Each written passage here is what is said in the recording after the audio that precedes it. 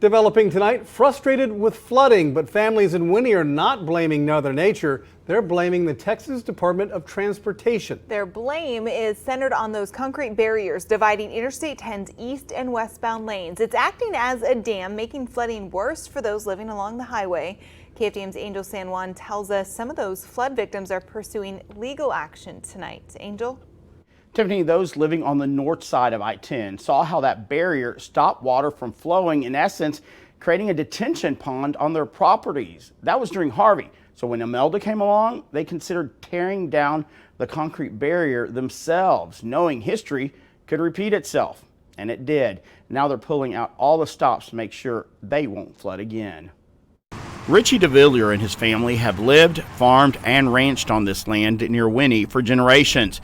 But since 2017, raging floodwater uprooted them twice from their homestead.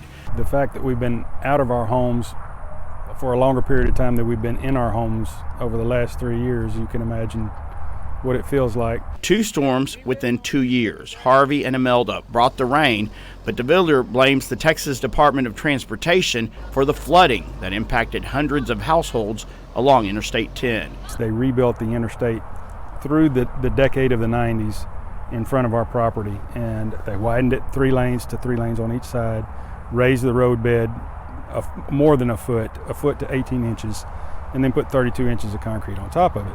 It's that concrete barrier DeVillier and his neighbors say is acting as a dam. It prevents the water from flowing through in any effective means and clearing out of this area. Basically inundating the north side of Interstate 10. This is video DeVillier took during Imelda. Flooding destroyed homes and killed his cattle. Attorney Daniel Charest represents DeVillier and also the couple who lives in this house, devastated twice because of floodwater. Literally says he can't even drive by it. His wife cries and he doesn't know what to do about it. And they're stuck in this sort of, well, do we rebuild? Do we knock the whole thing down? Do we just leave it? Probably can't sell it for much. And they're just stuck. The DeVilliers are pursuing legal action against TxDOT because they don't believe the state agency has learned its lesson. The new construction that they're doing now from Winnie to going to Beaumont, it's like they doubled down. There's another foot. It's 42 inches tall. So I don't understand their thinking, their engineering, their design, when it's obvious what it's done to us here numerous times now. The character of the land changes. This becomes effectively a detention pond rather than a farm or a residential community. And frankly, the development that you would expect along the highway won't be possible either because of the actions of the way they built the highway. No one knows when another storm will hit.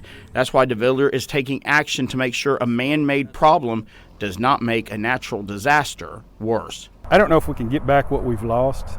It's hard to say, but if we can come close to being made whole, but we want the barrier broken up and we want the drainage fixed underneath. Obviously, we don't want to live under that peril going forward the rest of our lives, the rest of our children's lives. We're not willing to take that. In an October interview with us, a TxDOT spokesperson told us the state agency was looking for ways to improve drainage along the I-10 corridor.